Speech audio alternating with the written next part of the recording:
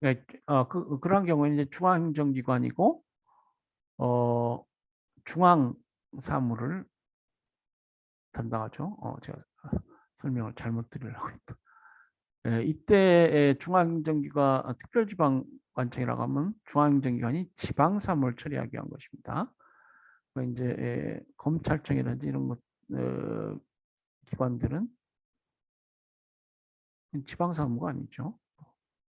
소방서는 어떤가요? 소방서는 지금 지방 사무로 분류돼 있죠.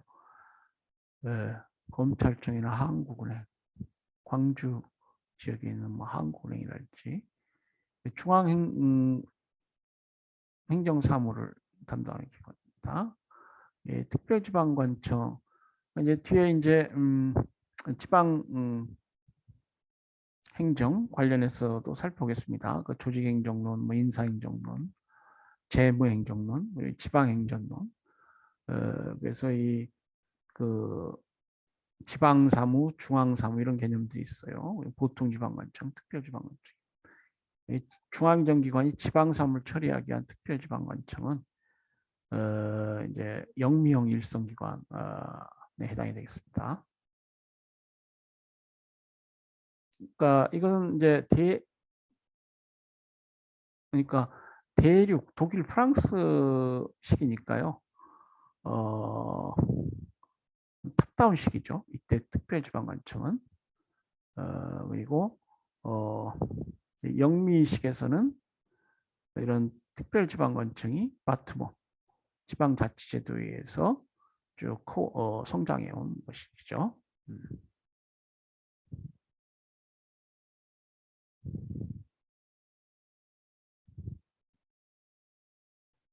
뭐 여기 얘도 나오네요. 자, 보통지방관청, 특별지방관청이 있는데 보통지방관청은 여기 보면은 서울특별시 이번에 이제 지방선거가 있죠. 지금 서울특별시에 뭐 여야, 여당, 야당 후보가 뭐 확정이 됐죠. 뭐 송영길 후보인가요? 오세훈 후보. 각 광역시장, 우리 광주는 뭐 강기정 후보인가요? 도지사, 뭐 시장, 군수. 우리 지역은 워낙 더민주당 지지 기반이 높죠. 당선 확률이 많죠. 도지사, 시장, 군수, 구청장이 수행하고 있습니다. 자, 특별지방관청으로 중앙정부가 지방사무를 처리하기 위해서 설치합니다. 특수한 전문기술이 필요하다거나 그 업무의 성격상 중립성 또는 독립성이 요구되어서 지방자치단체를 관장하기에 부적당한 경우가 있어요. 이때는 중앙정부가 직접 그 특별지방행정관청을 설치하게 되는데 지방국세청, 뭐 세무서, 보훈지청, 우체국 등이 여기에 해당이 되겠습니다.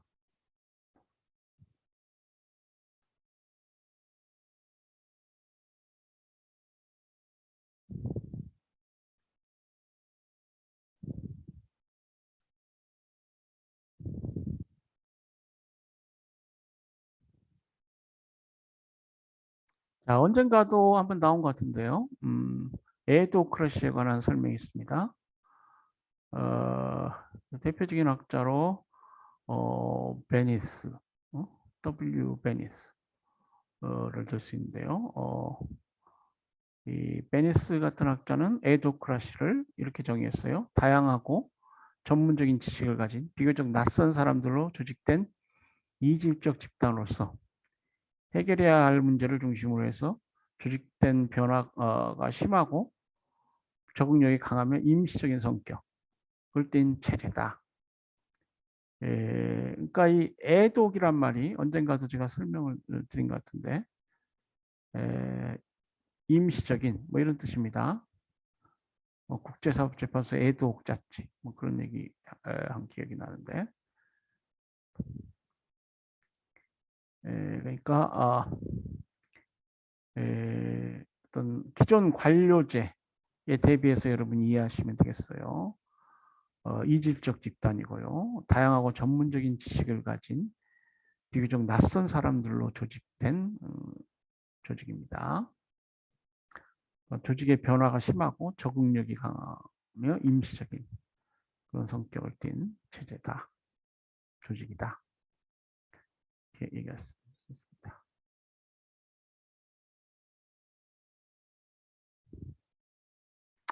에도크라시는 지식 구조적인 죄송합니다. 조직 구조적인 측면에서 볼 때 다음 어떤 세 가지 특징이 같습니다. 전문성, 수편적 분화, 관료제 하고 대비해서 이해하라고 그랬죠. 그래서 관료제보다는 보다 전문성이 강하고 수직적 어떤 분화 계층제보다는 수평적 분화 현상이 두드러지고 융통성과 신축성이 있다는 것입니다.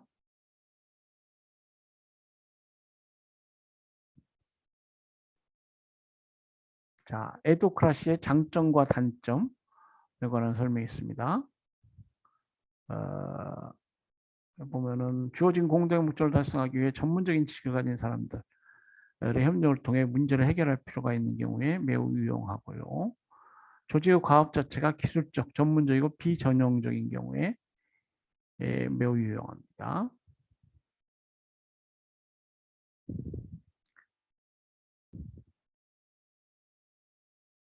셋째, 복잡하고 급격한 환경 변화에 대응하여 높은 적응력과 창조성을 갖는다.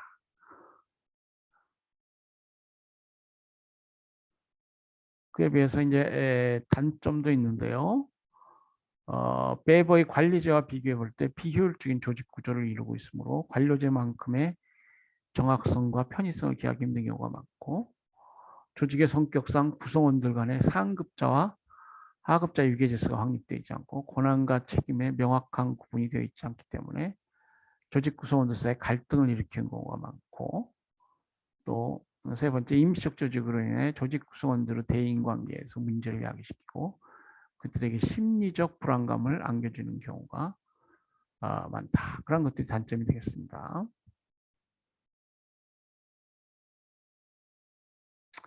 에도크라시 종류는 크게 6가지 형태로 나눠볼 수가 있는데 프로젝트 조직이 있어요.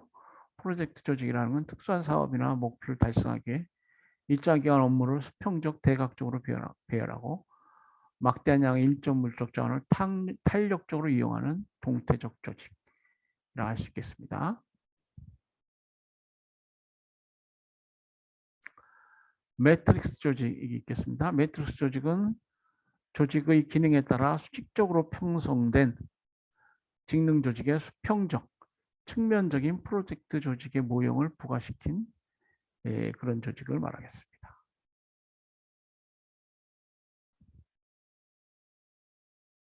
매트릭스 조직은 1960년대 초 미 항공 우주국에서 시작된 것이라고 그래요. 오늘날 와서 많은 조직에서 적용하고 있고 태스크포스가 있습니다. 태스크포스는 각 직능 부분에서 선임된 적임자들을 중심으로 짜여진 임시적 조직으로서 일명 기동 타격대라고 불립니다. 뭐 TV나 뭐 이렇게 뉴스 보도를 통해서 많이 들어보셨죠? 타스크포스. 이 타스크포스는 추가하는 목표가 달성되었을 때 해체된다는 점에서 임시조직의 성격을 갖습니다. 지금 윤석열 정부 인수위원회 그 청와대 이전 뭐 타스크포스가 만들어졌다 뭐 그런 뉴스가 있던데요.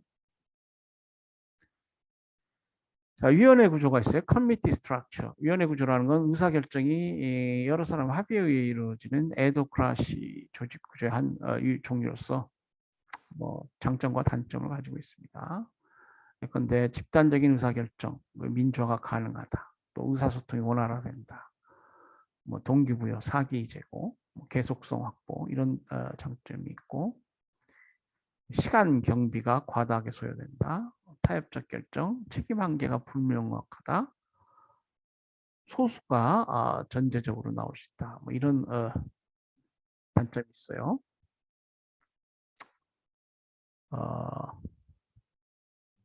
에도크라시의 다른 종류로 대학 형태 구조가 있습니다. 이 컬리지얼 스트럭처라고 하는데 이 대학 형태 구조의 가장 큰 특징은 모든 의사결정이 거의 완전하게 민주적인 방법에 의해 이루어진다는 점입니다. 대학이나 연구소, 고도의 전문가 조직에서 흔히 활용되는 이유이 되겠고요. 네트워크 조직에 있습니다. 네트워크 조직은 소규모의 중심 조직, 이 제조활동, 유통활동, 마케팅 활동 등 중요한 기능을 수행하는 다른 조직과 계약을 통해 조직 목표를 달성하는 조직이라고 할 수 있겠습니다. 그 세계적인 대기업 나이키 여러분 뭐 신발도 신어보시고 그러죠. 티셔츠, 모자 뭐 이런 상품들 생산하는데 이 네트워크 조직의 대표적인 예가 되겠습니다. 나이키는 자체 공장도 없이 몇백 명의 종업원만 데리고 매년 수백만 달러의 제품을 판매하고 높은 수익을 올리고 있다. 그것은 이 네트워크 조직에 바탕하고 있기 때문입니다. 생산활동이나 유통활동 등을 담당하는 다른 조직과 계약을 맺어 제품을 공급받고 중심 조직인 본사에서는 마케팅 활동만을 수행한다.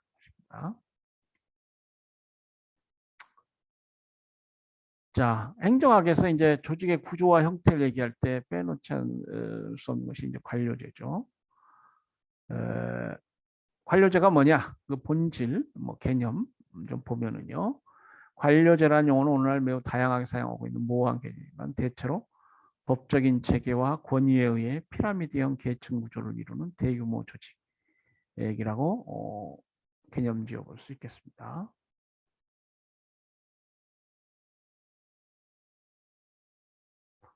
이 관료제를 우리가 이해함에 있어서 먼저 권력관계적 입장에서 생각해 볼 수 있습니다.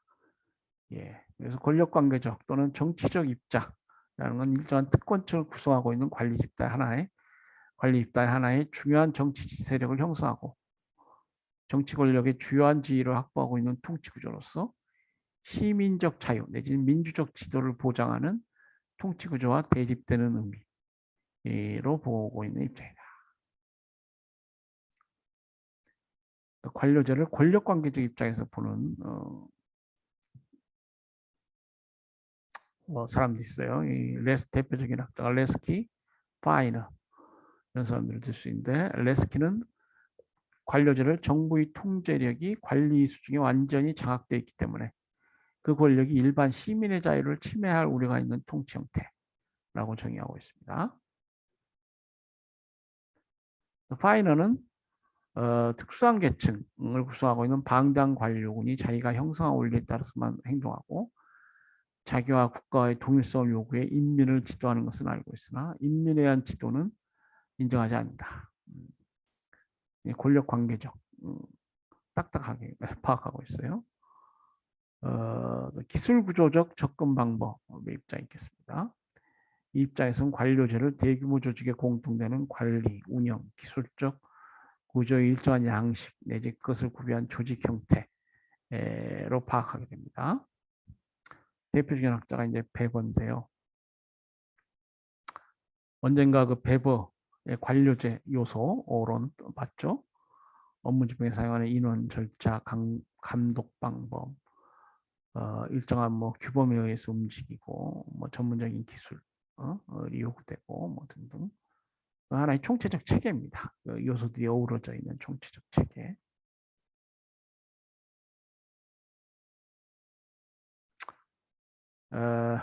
인간관계론적 접근 방식이 있어요. 어, 인간관계를 토대한 구조기능적 접근 방법은 베이버의 관료제 이론에 대한 비판적인 입장일 텐데요. 1930년대 미국의 사회학자 및 경영학자들에 의해서 주장되었고 대표적인 학자가 블라우, 로버트 머턴, 아까 나왔죠? 로버트 머턴, 셀즈닉 등을 들 수 있겠습니다. 이거는 그 소셜 시스템, 딸코 파슨스의 소셜 시스템, 사회 시스템 얘기도 했지만은 이게 구조 기능적 접근 방법입니다. 아까 그 분석 단위 메소, 마이크로, 매크로 일정한 사회적 구조랄지, 또 political anthropology, 그 인류학적 그 레비 스트라우스 같은 프랑스의 그 인류학자들, 또 후동, 어니스트 후동 같은 미국의 구조기능적 사회학자, 뭐 인류학자들은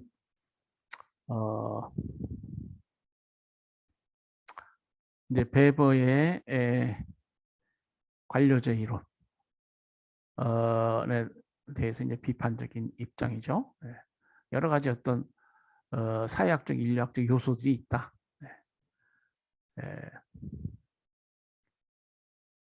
베버의 관료제의 이론도 이제 말씀드린 대로 뭐 헌법이나 법률 규범적인 것보다는 연성적이지만은 그래도 엄격하게 명령 지휘 계통이랄지. 그러니까 이 베버의 관료제의 이론은 1930년대 미국 사회학자, 경영학자들이 근거하고 있는 구조 기능적 어떤 접근 방법이랄지 인간관계론적 접근 에 비해서는 이제 보다 경성적이라고 할 수 있겠습니다.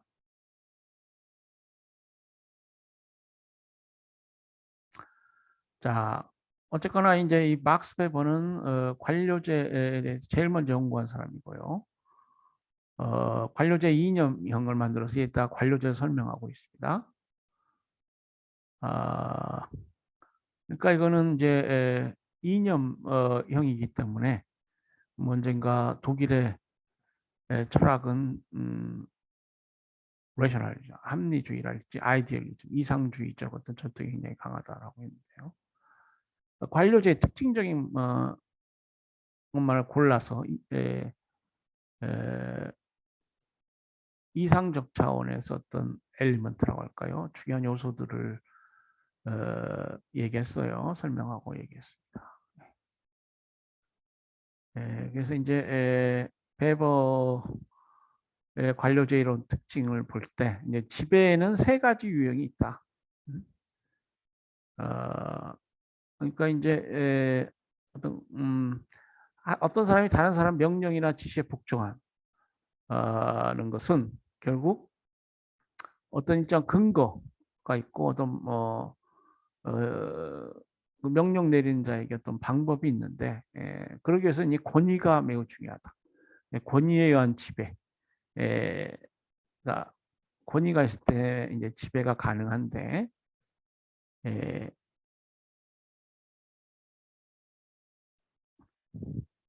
이 지배에는 세 가지 지배를 위한 세 가지 차원의 어떤 세 가지 유형의 권위를 생각해 볼 수 있다. 전통적인 지배가 있다 이 말입니다. 전통적인 지배는 권위 정당성 근거가 과거로부터 내려오는 전통, 선례, 관습 등에 있다. 혈연에 의한 세습적 조직을 비롯한 가산 관료제, 봉건왕조 시대의 어떤 권위와 지배는 이제 여기에 해당이 되겠죠. 우리나라 조선시대 관료제랄지 뭐 이걸 우리가 가산 관료제라고 하는데 그 특징은 기능의 미부나 권한 행사 자의성, 예측의 불확실성, 관료의 특권적인 지위 등을 들 수 있다. 그 다음에 카리스마적인 지배. 이 지배는 이제 권위 정당성과 특정 개인의 초인적인 능력이나 영웅적 과거나 특성 및 마술적인 신비감 등에 있다고 보는 것이죠. 제가 언젠가 그 이승만 대통령 우리 초대 대통령이죠. 이승만 대통령은 우리 대한민국 독립을 위해서 많은 활약을 했다. 그 어떤 초인적인 능력이고 영웅적 과거가 있는 거야. 더더욱이 그 이시 조선 왕조, 이시 왕조의 피를 받고 있죠. 그렇기 때문에 카리스마적 권위가 있을 수 있습니다. 네, 이거 좀 흐리게 나오네요. 사진을 잘못 찍었어. 합법적, 합리적인 지배가 있습니다. 이 합법적, 합리적인 지배는 권위 정당성과 합법적인 법규에 있다고 보는 것. 그리고 법규의 지배의 합법성이 부여된 사람의 명령을 따르려는 신념에 의한 지배유형이고, 소위 근대적 관료제라고 해서 우리에게 이상적인 것으로 알려진 것이 바로 이 합법적 합리적인 지배입니다. 우리가 매번 그 헌법적 근거를 얘기하고 어, 법원에서 다투고 이런 것들이 이제 법치주의를 얘기하고 이 합법적인 권위 이것이 민주주의 사회에서 매우 핵심적이라는 것을 말하는 것이죠. 자, 배버 이론은 이제 그 특징이라고 할까요? 먼저 이념성. 이 배버 이론은 이념형으로서 관료제가 가지는 가장 특징점만을 추출해서 정립한 이론입니다. 말 그대로 이론이기 때문에 현실적으로 완벽하게 실시되느냐 그런 보장할 수 없는 것이죠. 배버 이론은 보편성을 가지고 있습니다. 현대사회에서는 국가뿐 아니라 정당, 군대, 회사 등 다수의 구성원을 가진 계속적 조직들에도 관료적 구조가 존재한다고 보며 보편성, 유니버설러티, 보편성을 강조합니다. 그리고 이제 합리성이라는 특징을 갖습니다. 배버 이론에 의하면 관료적 구조를 가지는 조직체는 합리적이라는 것을 강조해서 기계와 같이 움직이고 조직체 내의 인적, 물적 자원을 집중적이고 합리적으로 활용할 수 있다.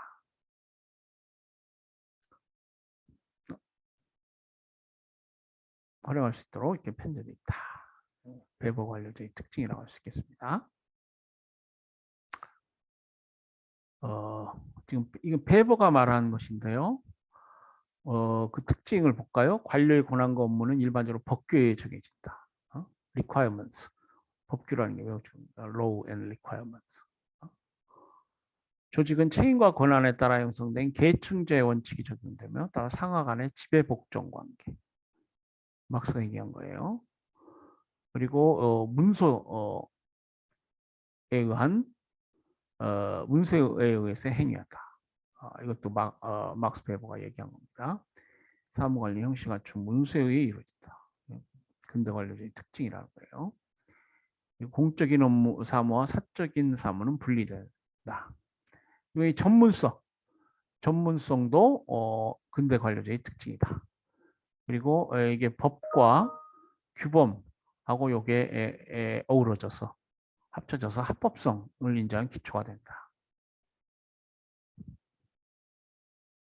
그리고 막스는 근대 관료제는 이 풀타임 워킹, 우리 직업공무원제도에 관해서도 얘기합니다만은 부업이 아니고 과거에는 그 명망가 정치라고 해서 잘 사는 지역 토호랄지 이런 사람들이 공무를 부업 비슷하게 했어요. 그러나 이제 전임 공무원이 하나의 직업이 돼버린 거야. 그 펜들턴 액트라고 해서 이제 1930년대 미국의 직업공무원 제도에 근거가 되는 법이 만들어지죠. 그러니까 이제 이 20세기로 들어오는 그러한 시점에 있어서 세계는 많이 뭡니까 발전하게 됩니다. 그러니까 이제 정당 정치도 이제 공무원은 물론이고 정치 영역도 이제 과거 같이 명망가 정치가 아니고요. 어떤 헌법에 보장된 우리나라의 경우에는 특히 뭐 현대복지국가법은 정당제도 있죠.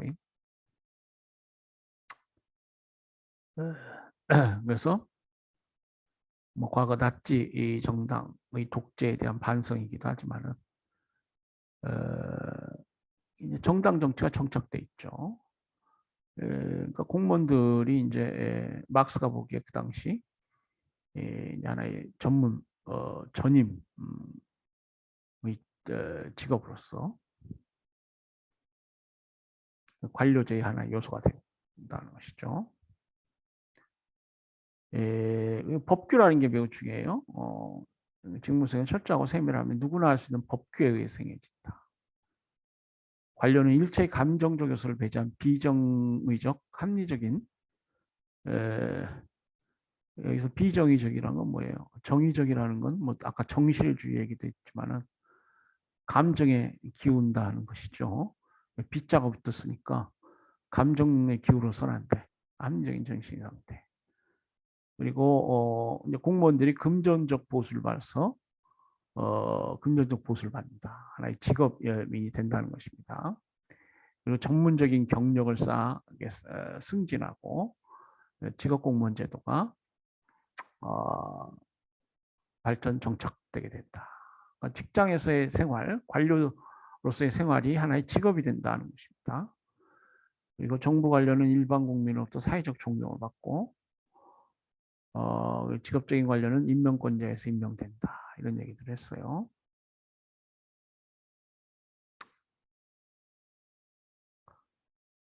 베버 이론에 대해서는 뭐 아까 말씀드린 대로 미국의 사회학자나 경영학자들 여기에서 뭐 비판 많이 제기되고 있습니다. 비공식적 측면을 도외시하고 있고 아까 공식적 비공식적 조직 얘기했죠. 그리고 역기능적 측면 관료제 역기능적 측면 얘기를 안 했다. 관료제의 특성과 긍정적인 면만을 많이 얘기했어요. 로버트 모통 같은 사회학자는 역기능으로서의 어떤 관료제 이런 얘기를 하고 있습니다.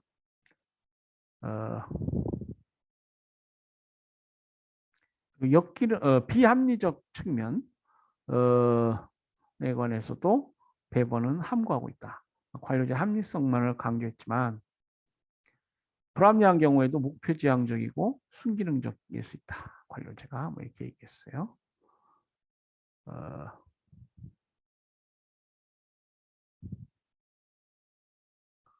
그리고 환경과의 관계성을 도외시하고 있다. 막스 베버는 환경에 관해서는 별 얘기를 하지 않았다. 셀즈닉의 뭐 흡수 이론이랄지 이런 것들이 이제 막스 베버의 관료제를 보완하고 있습니다.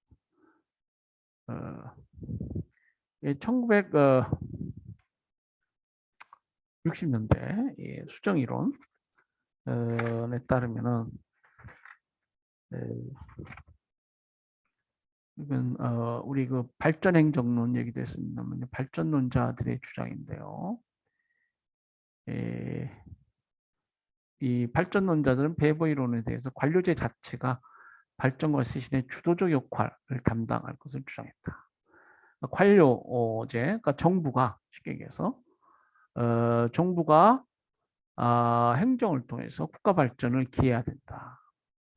관료제의 특성이나 장점을 이제 보다 적극적으로 얘기한 것이죠. 그러니까 그 특성이나 장점을 넘어서 주도적인 역할을 하는 관료제 이런 얘기를 하게 됩니다. 그러기 위해서 관청 권한이 명확화돼야 되고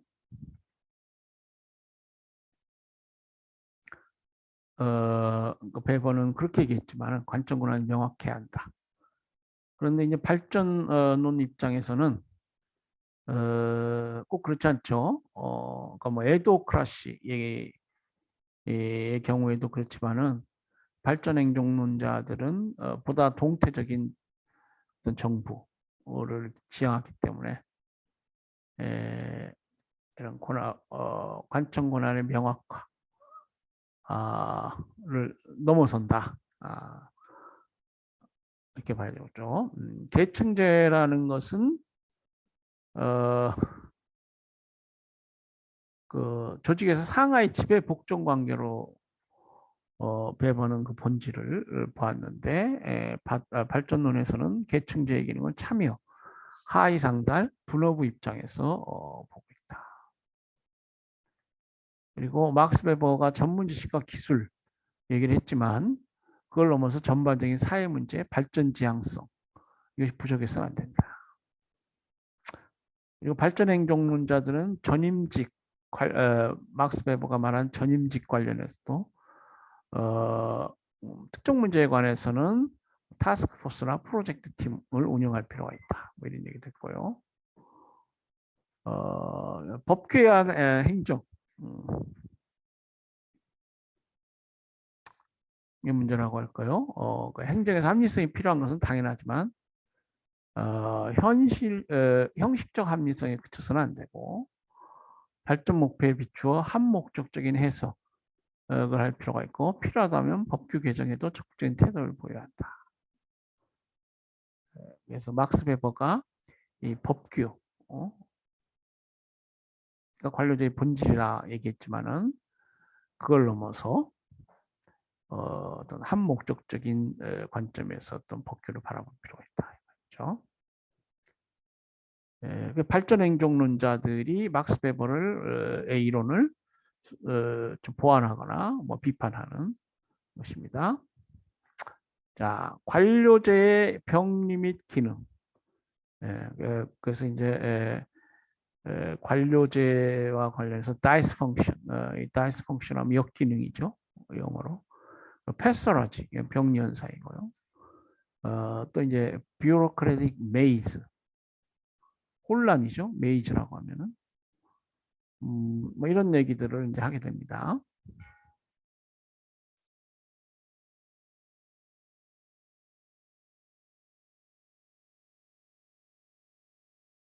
보면은 이제 관료제 병리현상으로는 뭐 많은 학자들이 얘기하는데 동조과잉과 수단의 목표와 오버 컨포머티, 그러니까 규칙과 규율의 준수가 지나치게 강조되면서 수단이 어떤 규칙이나 절차가 절대적인 것이 되어버리는 그런 현상이 일어나고, 서면주의, 형식주의가 과도하게 되면은 레드 테이프랄지 뭐 이런 절차의 비효율, 뭐 부패 이런 현상들이 발생한다. 그리고 이제 전문화로 인한 무능, 어떻게 보면 역설인데요. 전문가가 또 바보일 수도 있어요. 예. 한정된 분야에 관해서는 전문성이 있지만 다른 분야에 관한 식견 부족으로 독서나 문화가 발생할 수 있고요. 다음으로 이 할거주의, 관료제의 어떤 폐해로 할거주의도 한 예가 됩니다. 뭐 일정 부서에서만 근무하고 그래서 자신이 속한 기관이나 부서만을 생각하고 조정과 타협이 어려워질 수가 있습니다. 무사안일주의, 이것도 관료제의 하나의 병폐죠. 독선주의, 그리고 이 정실인사, 네포티즘, 또 귀속주의, 에스크립션, 학연, 지연 이런 걸 강조한다거나,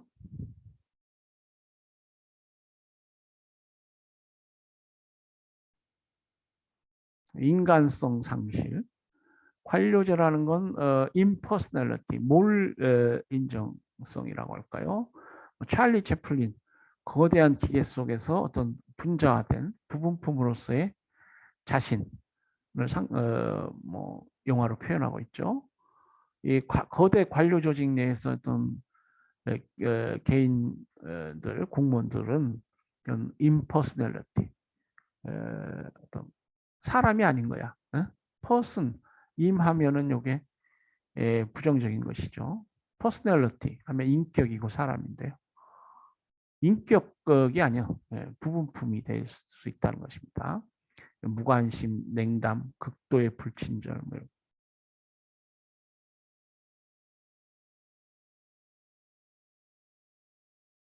네. 그래서 이제 보면은 관료제 쇄신의 필요가 있고요. 관료들이 직업 향상이 있고 필요하고요. 고도의 직업화를 위한 자율화, 뭐 조직 내의 쇄신적 분위기, 또 상벌, 유인제도. 유인제도라는 건 뭐예요? 원인을 유도한다. 유인이라는 건 뭐예요? 원인을 유도한다는 것이죠. 그러니까 잘한 일은 상을 주고 못한 일은 벌을 줘야 된다. 이거 뭐 동양 철학이기도 하고요. 서양, 동양 이게 똑같은 거야. 이런 경우에는 이제 합의를 하는 거예요. 신상필벌. 이 행정인들의 하나의 중요한 경구입니다.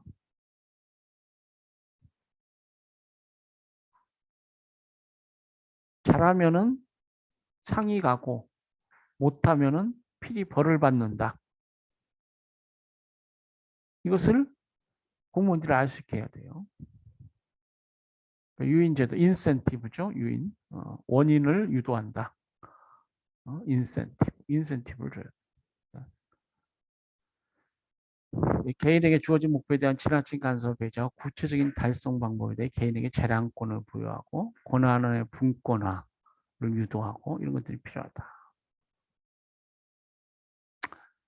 자, 관료제와 민주주의는 어떤 관계에 있을 것 같아요? 관료제는 권력적인 측면을 내포하고 있는 개념이기 때문에 자연히 그것과 민주주의와의 양립 문제가 제기되기 쉽다. 그렇죠?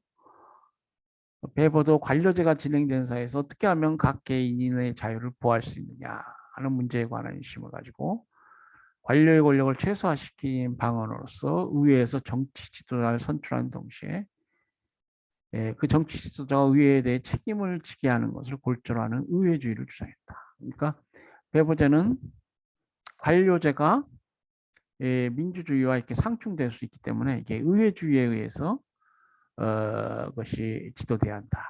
것입니다.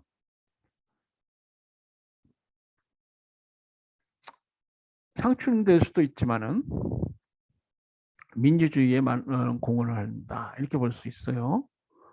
관료제는 보편주의에 입각해서 법 앞에 평등을 확립하는 데 공헌했고 관료제는 전문적 지식과 능력에 의하여 공무원을 임명함으로써 공무원 임용 시의 기회균등을 촉진시켰으며 펜들턴 액트, 미국의 1930년대에 제정된 펜들턴 액트, 이것이 이제 인사행정 관련해서 또 직업공무원제 관련해서 큰 의미가 있는 것인데요. 관료제, 근대 관료제를 보다 가속화하는데 역할한 법이죠. 공과 사, 일과 사람을 엄격히 구별해서 정실주의를 배격하는 데는 좀 도움을 줬고 민주적으로 결정된 여러 가지 조직의 민주적인 목표들을 수행하기 위해서는 이 기술적인 우수성과 합리성을 지닌 관료제적 조직의 도움이 절대적으로 필요하다.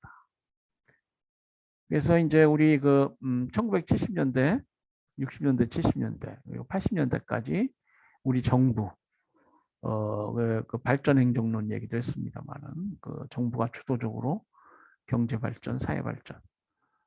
그래서 이제 지금 같이 우리가 뭐 그 당시 뭐 독재 시대 상황이 독재였다 이렇게 보는 사람도 상당히 많죠. 또 그러나 그것이 거름이 되어서 지금 같은 우리 대한민국의 민주주의가 가능하게 되었다. 뭐 이렇게 보는 사람도 있습니다. 자, 관료제의 민주주의에 대한 저해. 이게 소수의 관료, 권력 집중 이렇게 문제예요. 국민 주권이라는 민주주의 원칙에 비추어서 저해 요소가 될 수 있습니다.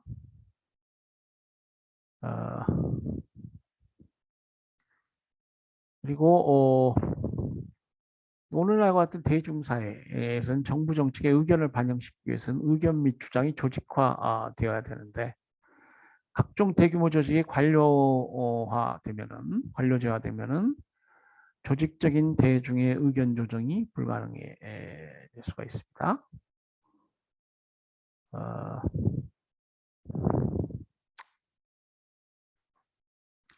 그리고 미헬스라는 사람은 아까 독일의 뭐 노동조합, 정당 이걸 연구한 사람이라고 그랬죠.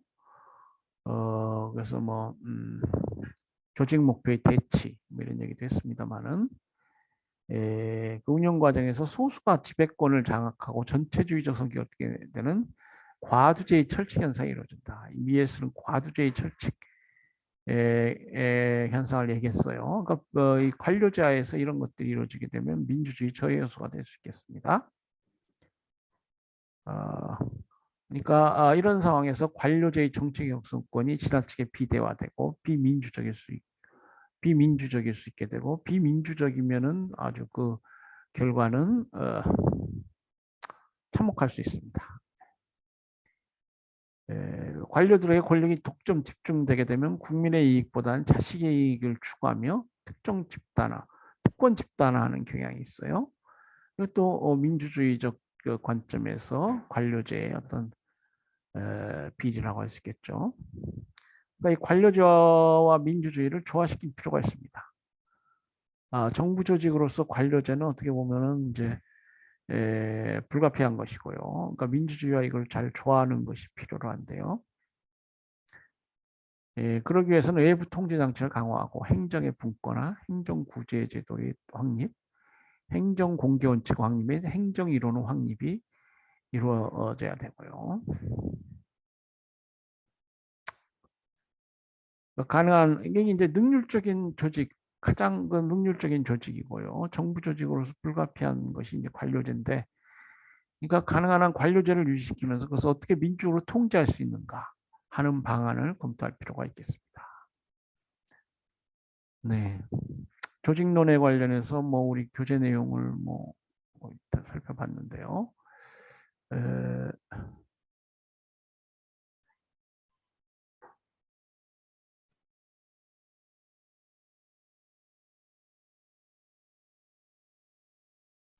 예.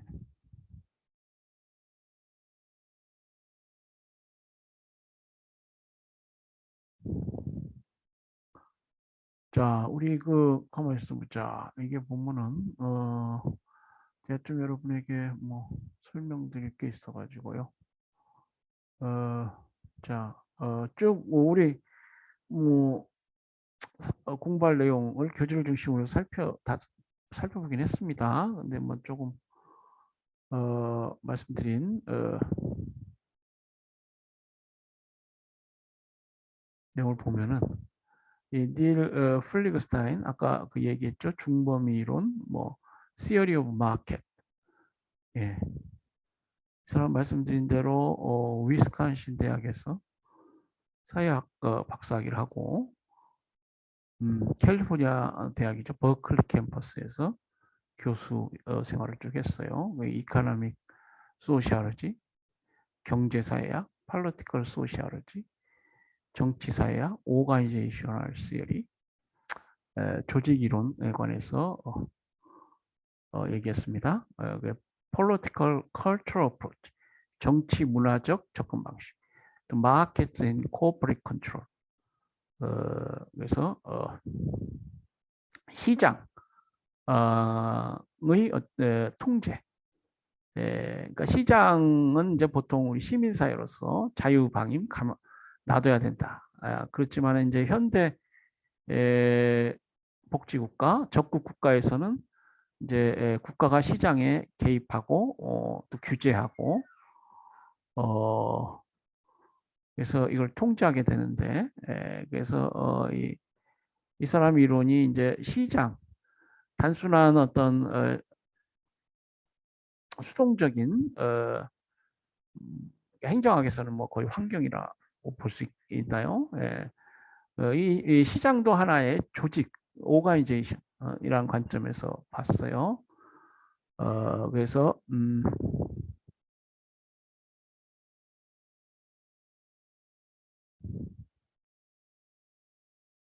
죄송합니다.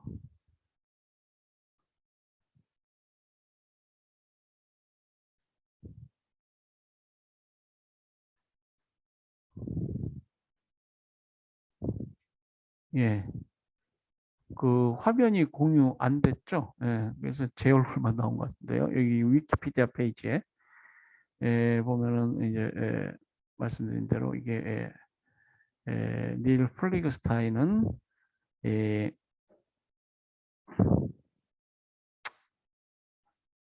그 시장, 시장을 하나의 조직, measurable social order, measurable social order와 field, 뭐 field란 말을 많이 쓴다고 그랬죠. 중범위 분석 대상으로 봤어요. 그 conception of control, 통제. 아까 그 경영학자들을 또 이제 scope of control, 통솔 범위 얘기도 통솔 범위 얘기를 하는데요. 이 사약자들은 하나의 분석 대상으로서의 그 단위가 굉장히 유연하고 그냥 어떤 산업 그리고 기업을 기초한 경영학자들의 분석보다 좀 유연하고 예, 그래서 이제 시장까지도 하나의 그 정부가 파티시펀트 참여자이고 레귤레이터 the state 정부 국가는 as central to the construction of stable market 안정된 시장을 구축하는데 중요한 역할을 한다. Providing not just the general social order and a legal system 일반적인 사회 질서, 리갈 시스템, 법 시스템 이게 이제 국가가 전형적으로 하는 일이죠. 그걸 넘어서 시장에 참여하고 규제자로서 적극적인 역할을 해야 된다. 사회학자니까 뭐 이런 얘기를 하게 돼요. Emergence of shareholder value capitalism. 미국의 자본주의는 주주 자본주의죠. 그 회사의 주인을 주주로 봅니다.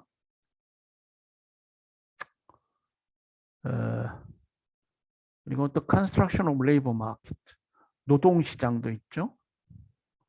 그러니까 이제 주주 관련해서 이게 자본 시장이라고 볼 수 있겠고요. 또 varieties of capitalism, 자본주의 여러 형태들,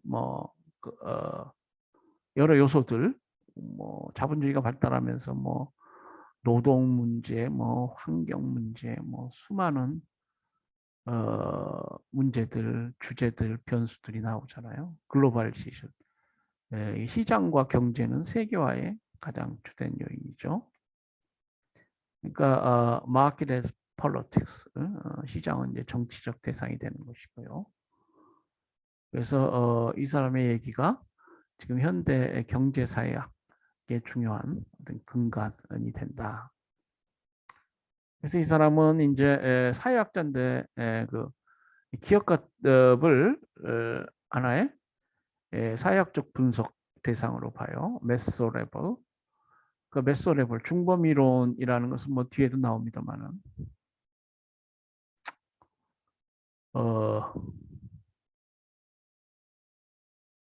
일반 이론, 가장 보편적인 일반 이론을 하고 로버트 모똥 얘기했죠. 그리고 특수한 상황에서의 특수 지식.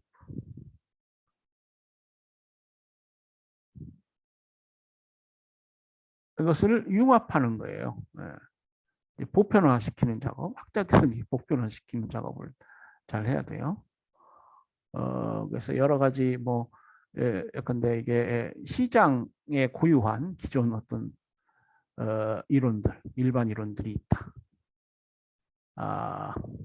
그런데 노동시장, 자본시장, 또 대한민국 나라별, 국가별로 어떤 여러 가지 특수한 있다. 그럴 때 어떤 그 중간 단계에서 메소레벌을 중범 이론을 개발해내는 것이죠. 아주 추상적인 일반 이론도 아니고 너무 특수한 지식도 아니고 보편적일 수 있는 그러면서도 일반 이론처럼 추상적이지 않고 현실적, 실증적.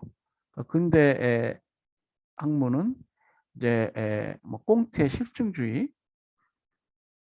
그래서 근대 학문 발전에 있어서 꽁트라는 프랑스 철학자는 아주 중요한 지위에 있습니다. 그 이전까지는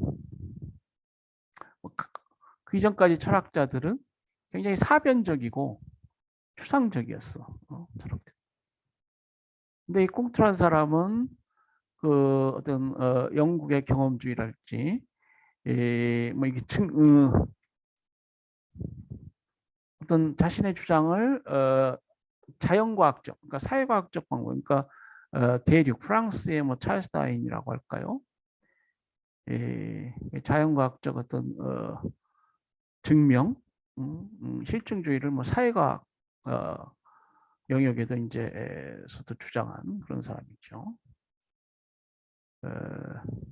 그러니까 이게 이제 비슷한 거예요. 그러니까 어떤 실증적으로 확인된 어떤 특수한 경우의 어떤 지식들이 있다. 그리고 아주 추상적이고 모든 경우에 적용될 수 있는 일반적인 지식 체계가 있다. 사회학자들은 이것을 융합해 가지고 보편적이면서도 실증적인 그러한 지식을 만들어내야 된다. 그것이 로버트 머턴의 중범위 이론이에요. 장애 이론이 장의 이론, 뭐 유사한 성격의 이론들입니다. 그래서 이 사람은 또 미국 대기업들 에 관해서 또 연구를 했어요.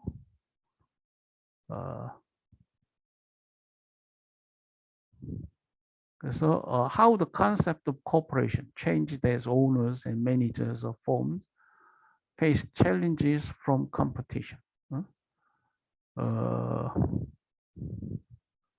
그래서 대기업 밑에기에서 어떤 경쟁하는 기업 소유주 매니저들 로 인해서 어떻게 그 회사에 관한 관념들이 바뀌었느냐. 그래서 이제 뒤에 뭐 하버드 대학 비즈니스 리뷰에 게재된 뭐 논문도 간략히 보겠습니다만은 현대 어떤 미국의 기업들 뭐 그 논문은 이제 텍스타일 의류 산업 관련한 것이지만은 이게 관료제 기존의 어떤 프로테스탄티즘 그러니까 프로테스탄티즘의 윤리를 얘기한 사람이 막스 베버죠. 그리고 bureaucratic ethics, 에딕스가 매우 중요해. 관료들, 뭐 프로테스탄티즘 이런 것들은 소구 자본주의 어떤 정신적 그게 기초가 되는데 그것이 어떻게 바뀌고 있는지, 뭐 그것을 신랄하게 비판하고 있는 논문입니다. 그러니까 보겠는데요. 뭐 이런 주장들이 쭉 이렇게 성숙돼 왔어요. 플리그스타인도 뭐 비슷한 얘기를. 그리고 Construction of European Legal and Political System. 아까 뭐 설명을 드린 것 같아서 넘어가겠습니다. 그러니까 유로 클래시라고 해서 The EU, European Identity and the Future of Europe. EU 그리고 유럽인의 정체성 그리고 향후의 유럽 관련해서 얘기를 했어요. 그래서 그 하나의 EU를 분석 단위, 사회학적 분석 단위로 이렇게 봐가지고 여러 얘기들을 했습니다.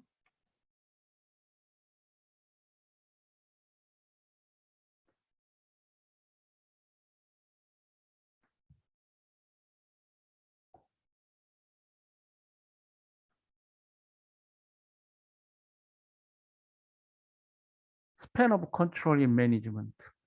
자, 이 얘기는 이제 아까 제가 잘못 말씀드렸고 죄송합니다. 스팬 오브 컨트롤, 뭐 스코프라고 얘기하는 사람도 있나요? 아까 내가 본 것 같은데, 뭐 스코프 오브 컨트롤, 스팬 오브 컨트롤 얘기했었죠. 그래서 어윅과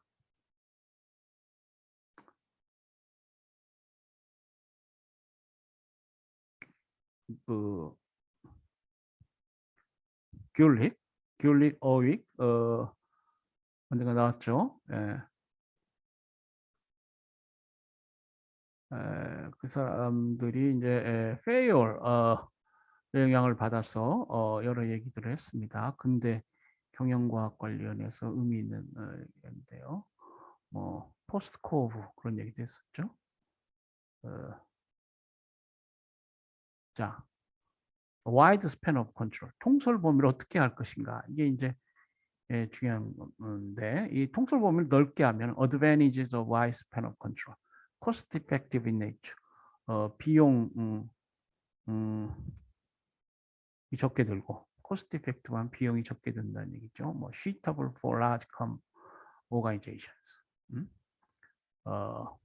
대규모 조직에 적합하고 reduced planning time,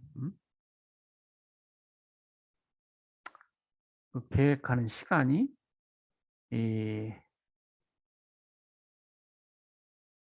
줄어들고 뭐 등등 장점이 있다.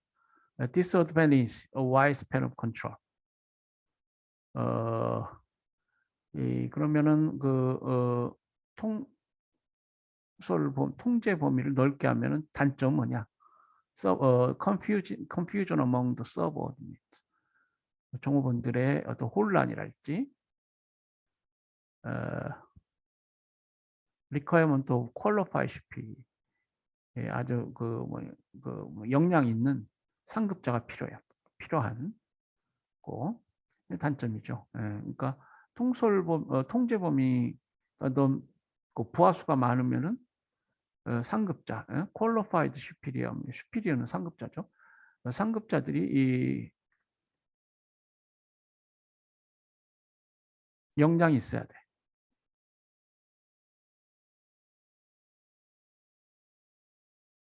자, 그럼 narrow span of control. 통솔 범위가 좁다. 이거는 그러니까 이제 페이얼이 그 통솔 범위에 관해서 얘기했죠. 그러니까 계층하고 뭡니까? 계층이 적을수록 좋다.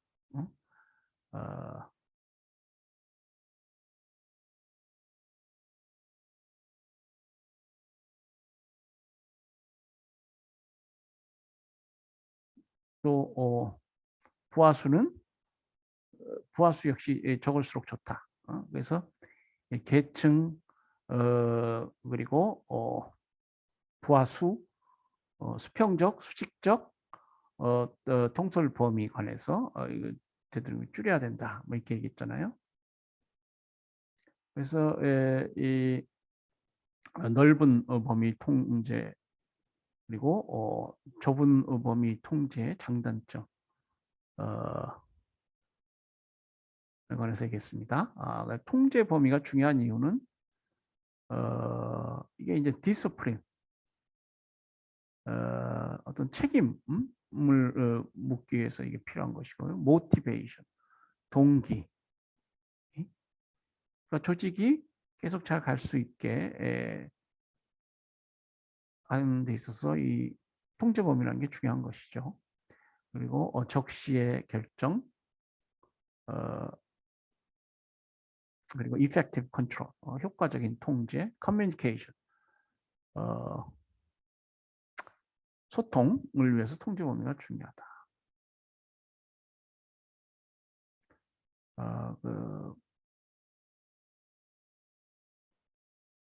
자, 그리고 이제 그 관리의 범위에 영향을 미치는 요소들, 이게 과연 적정한 감독이 될 수 있느냐?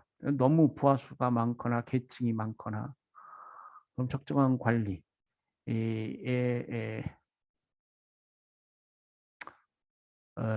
어떤 영향을 끼치느냐?